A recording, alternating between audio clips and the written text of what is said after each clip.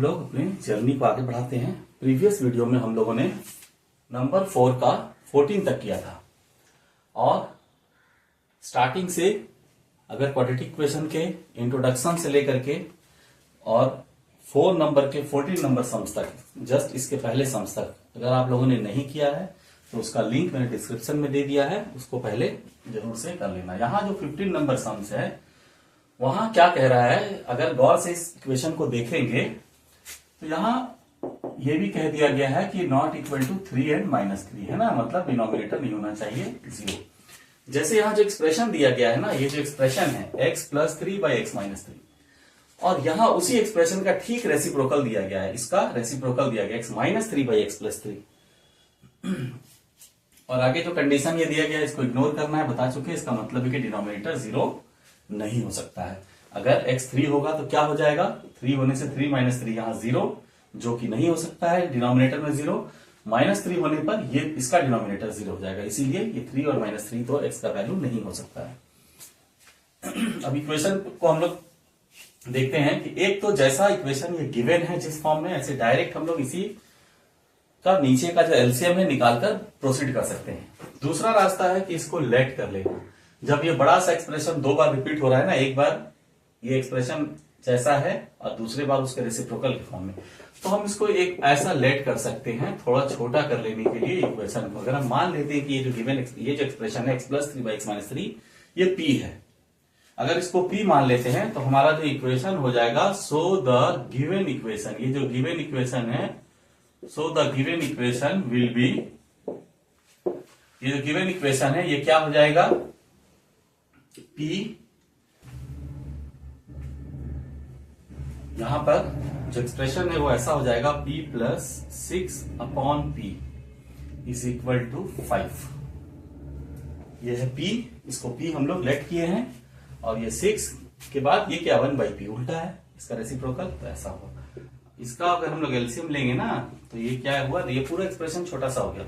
यहाँ p² + 6 = 5, then cross multiply कर देना है, p² + 6 = 5p। अब इसको हम लोग यहाँ पर सॉल्व कर लेंगे। ये हुआ p² - 5p + 6 = 0। सब कुछ लेफ्ट में ले आए, 5p को उठाकर लेफ्ट में ले आए। अब ये हो जाएगा p² माइनस मिडिल टर्म करेंगे, 3 × 2 = 6, 3 + 2 = 5 हुआ, मिडिल टर्म आता होगा। इसके बाद ब्रैकेट को ओपन करेंगे, 3p - 2p है ना, माइनस प्लस माइनस हो गया, +6। अब ये नहीं समझना है कि जल्दी जल्दी कर दिया जा रहा है, ये आना चाहिए, ये मिडिल टर्म है। ये ऐसे क्वाड्रेटिक इक्वेशन में मिडिल टर्म सीखने जाएंगे तो नहीं होगा, मिडिल टर्म अलग से नहीं आता है तो सीख लेना होगा। यहाँ क्या बचा, p + 3 कॉमन है और यहाँ बच रहा है p - 2 0। फिर से वही बात, आइदर और, या तो ये 0 है या फिर ये 0 है। यहाँ हम लिख सकते हैं ऐसा कि either p - 3 = 0, this is equal to 0, this implies that p = 3।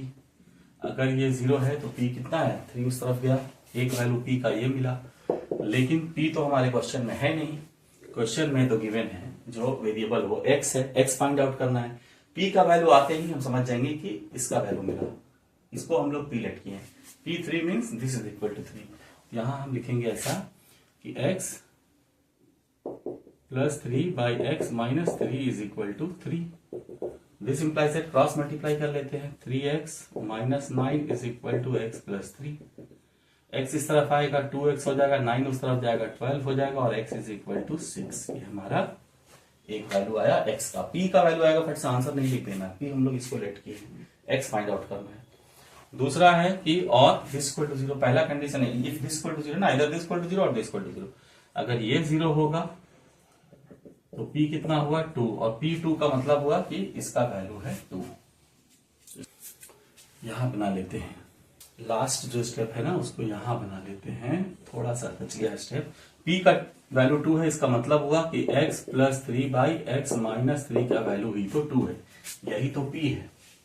और this implies that cross multiply करेंगे, 2x - 6 = x + 3। This implies that x उठाकर यहां ले आए, 6 उठाकर वहां ले गए 9, तो दो वैल्यू मिल गया आंसर एक्स का वैल्यू है एक 6 और दूसरा है 9, 6 और 9, ये हमारा आंसर है। x इज इक्वल टू 6, 9, ये दो आंसर, दो रूट्स है गिवन क्वाड्रेटिक इक्वेशन का।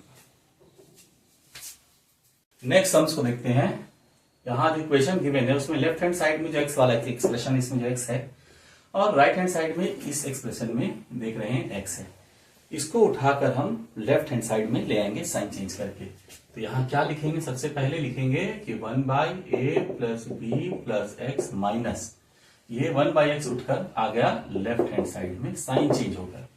यहां बच क्या गया 1/a प्लस 1/b, ये बच गया।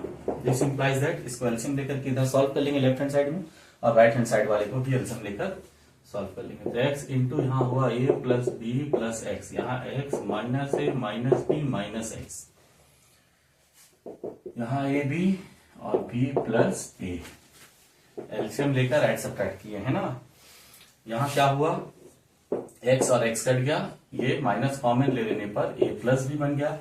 इसको मल्टीप्लाई कर लेंगे, x a के साथ होगा तो ax, फिर अगेन क्या b के साथ होगा bx, और यहाँ x स्क्वायर, और यहाँ है इसको भी सजा कर a प्लस बी लिख सकते हैं। एक ही बात है, a plus b plus b cut जाएगा। अब क्रॉस मल्टीप्लाई करेंगे, यहाँ -1 है, कट कर क्या आया -1, तो ये हुआ x square plus ax plus bx, इसको अरेंज करके लिखते हैं x square plus a plus bx line से है ना, और इज इक्वल टू ये ab इसके साथ मल्टीप्लाई हुआ -1 के साथ, तो माइनस ab।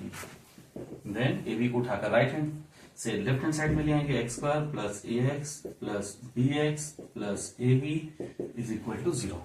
अब इन दोनों में कॉमन और इन दोनों में कॉमन ले लेते हैं, तो कॉमन लेने पर क्या हो जाएगा, x कॉमन आएगा यहाँ, तो बचेगा क्या यहाँ x प्लस a, और इनमें b कॉमन है, b कॉमन लेंगे b, तो बचेगा x प्लस a, और यहाँ है 0, बस x plus a into x minus b is equal to 0 हुआ। आइदर दिस इक्वल टू 0 और दिस इज इक्वल टू 0। यहाँ हम लिखते हैं कि either x plus a is equal to 0, this implies that x is equal to minus a, और x plus b is equal to 0, this implies that x is equal to minus b। तो हमारा जो answer आया वो आया x is equal to minus a minus b। यही है roots of the given quadratic equation, दोनों रूट्स है इक्वेशन का। सम्स नंबर 17 में चलते हैं। यहां भी देख पा रहे हैं कि सेम एक्सप्रेशन को दो बार रिपीट किया गया, यहाँ कोई रेसिप्रोकल नहीं है, ये जो एक्सप्रेशन है उसी सेम एक्सप्रेशन को फिर से यहाँ रिपीट किया गया।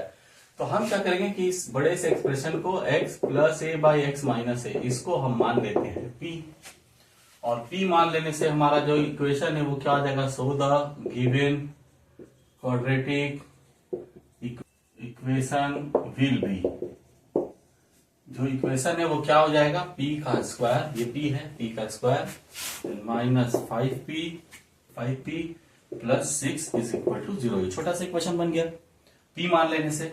कुछ भी मान सकते हैं, p q है ना, y x और a को छोड़कर जो सम्स में रहेगा उसको छोड़कर कोई भी एक्सप्रेशन हम लोग इसको मान सकते हैं, कोई भी छोटा सा टर्म मान लेंगे। यहाँ पे p स्क्वायर माइनस 6 को हम तोड़ देंगे मिडिल टर्म में, 3 प्लस 2, मिडिल टर्म टूट गया। यहाँ पे मिडिल टर्म फैक्टराइज करना है, नहीं आता है तो मिडिल टर्म फैक्टर सीखना है।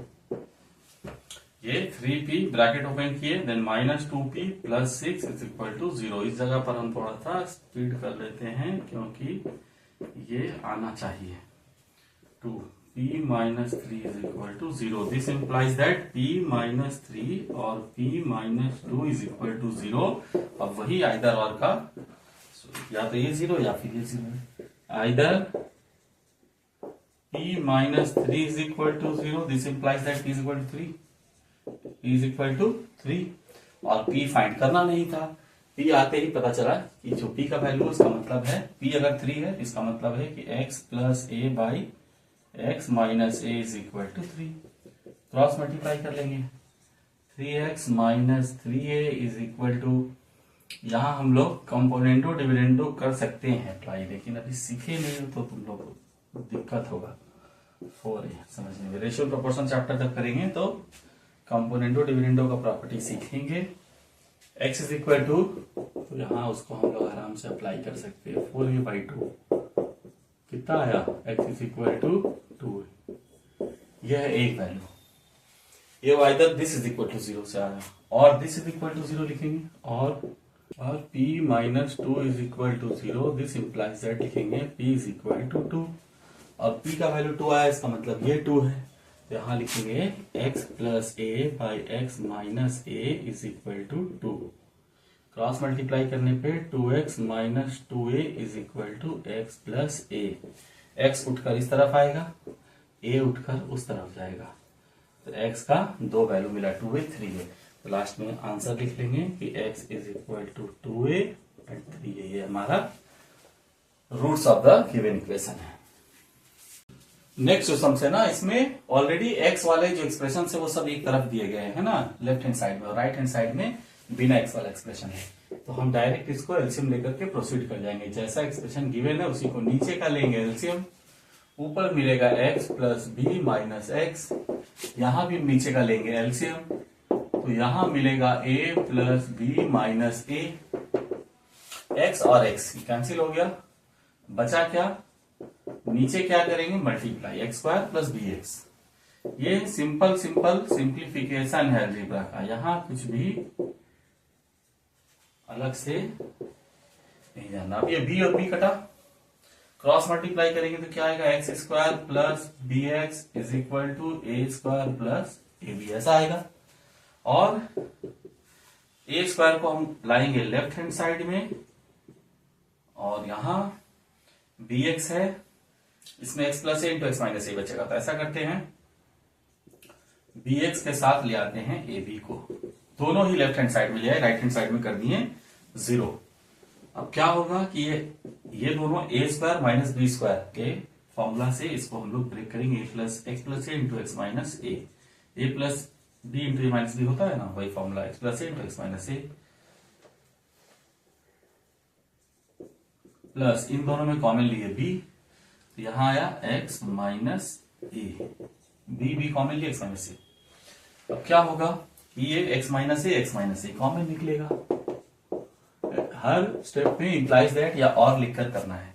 x माइनस ए कॉमन लिए बचा क्या, x प्लस ए प्लस बी, यहां क्या बच रहा है, x प्लस ए प्लस बी, ऐसा x माइनस ए कॉमन निकाले, कॉमन निकाल लेने से बचा क्या, यहां बचा x प्लस ए, यहां बचा यहां 0,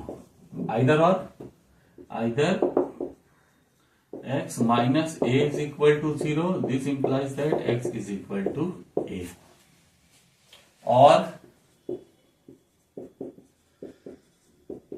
x plus b is equal to 0, this implies that x is equal to minus a plus b. पूरा a प्लस बी उठकर उस तरफ चला गया, तो हमारा जो आंसर है वो क्या आया, रूट्स क्या आया इक्वेशन का, a और minus a plus b, this is the answer, है ना। ये दोनों रूट्स है, roots of the given quadratic equation.